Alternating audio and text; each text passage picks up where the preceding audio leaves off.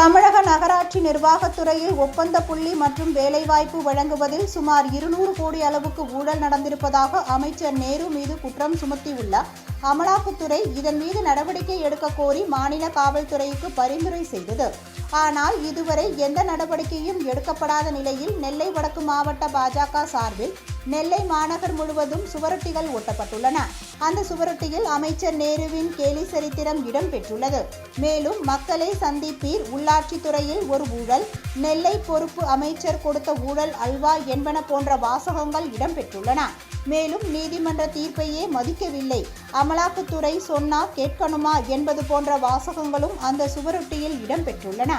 நெல்லை மாநகர் முழுவதும் பரபரப்பை ஏற்படுத்தியுள்ள சுவரொட்டிகள் மக்களிடம் பேசும் பொருளாக மாறியுள்ளது.